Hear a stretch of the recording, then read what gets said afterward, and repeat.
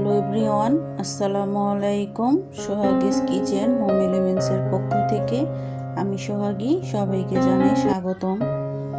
আশা করি সবাই ভালো আছেন। আল্লাহর অশেষ রহমতে আমিও আমার পরিজন নিয়ে ভালো আছি, আলহামদুলিল্লাহ।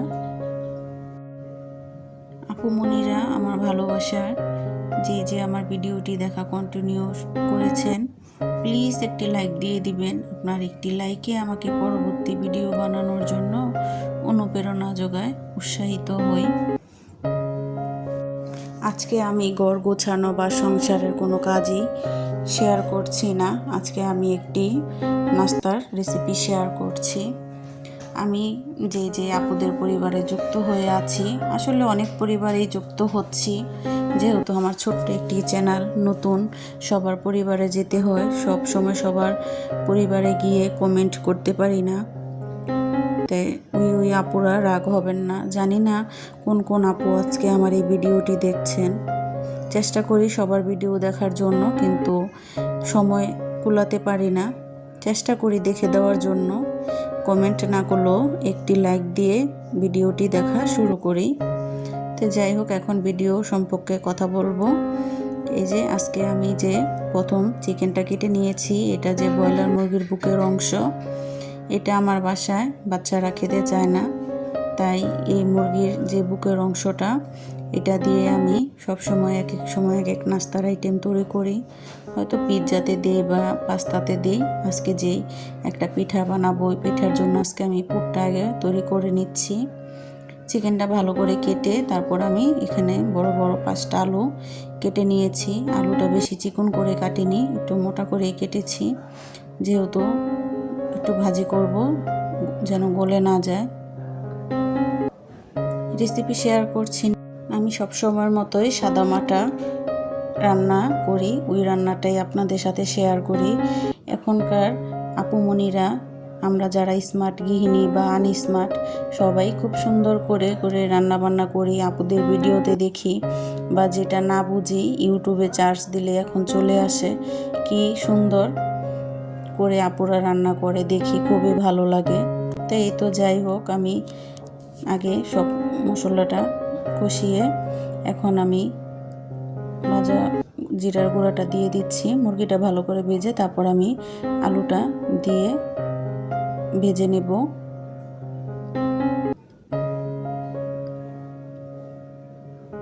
এখানে আমি কোনো গোটা মশলা ইউজ করব না, সব ফাঁকি মশলা আমি এগুলো দিচ্ছি।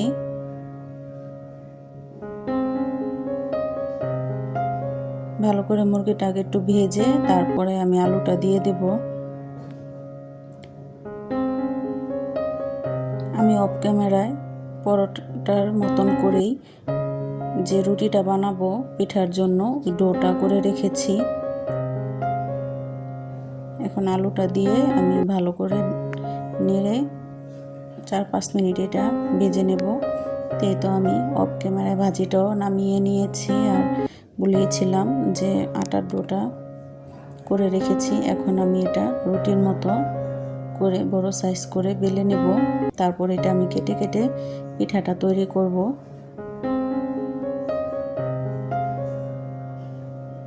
আমি এই পিঠাটা সবসময় একটু বেশি করে তৈরি করি, বাচ্চারা খেতে খুবই পছন্দ করে। বাসায় গেস্ট আসলেও খুব জলদি ভেজে দেওয়া যায়, যেহেতু ফ্রোজেন করেও রাখি।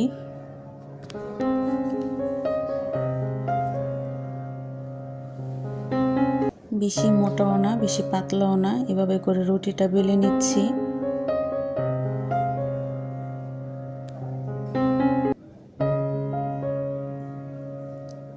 জানি না এখন পর্যন্ত কোন আপুরা আমার ভিডিওটি দেখছেন।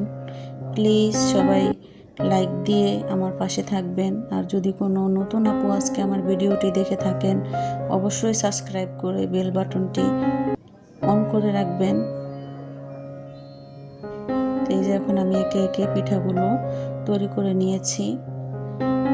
এই যে 2টা মিশিয়ে বানিয়েছিলাম, আর গুলো আমি হাতে পেঁচিয়ে বানিয়েছি। এখন আমি বাকিগুলো ভেজে নেব।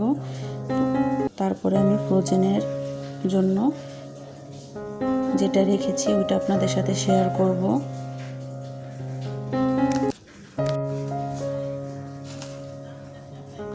এখন সবাই বাহিরের খাবারের চেয়ে ঘরের খাবার তৈরি করে খেতে সবাই খুব পছন্দ করি, তাই না?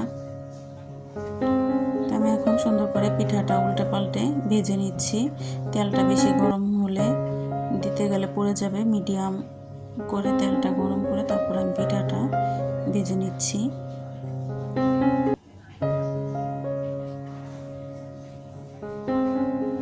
এই তো আমার পিঠাগুলো কিন্তু ভাজা হয়ে গিয়েছে। যে আপুরা এখনো খাননি অবশ্যই একদিন ট্রাই করবেন বা আমার বাসায় চলে আসবেন, পিঠার দাওয়াত রইল।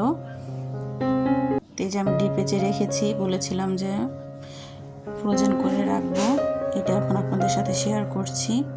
ডিপে রেখেছি কিছুক্ষণ, যেহেতু পরে আবার আমি বক্সে করে রাখবো, তাহলে আর একটার সাথে একটা লাগবে না।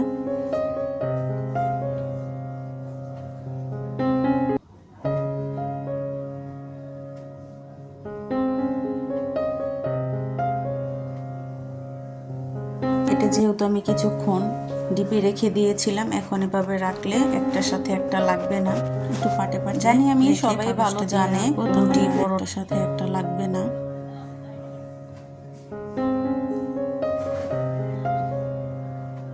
আমার আজকের এই পিঠা বানানোর রেসিপিটি আপনাদের কাছে কেমন লেগেছে, এই নাস্তার আইটেমটা অবশ্যই কিন্তু জানাবেন। এই পিঠাটা কিন্তু নারকেল দিয়েও খাই, মিষ্টি হয় ওইটার, এটা কিন্তু ঝাল। এটা খেতেও কিন্তু খুবই মজা। মিষ্টিটা খেতে কিন্তু সবাই পছন্দ করে না, এই ঝাল পিঠাটা কিন্তু কম বেশি সবাই পছন্দ করে, বাচ্চারাও সস দিয়ে খায়।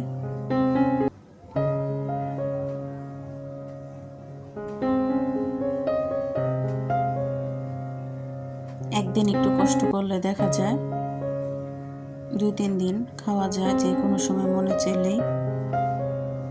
আমি এখন বক্সের মুখাটা ভালো করে লাগিয়ে তারপর আমি এটা ডিপে রেখে দেব।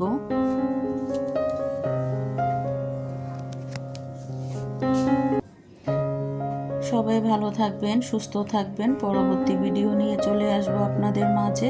আল্লাহ হাফেজ, আসসালামু আলাইকুম।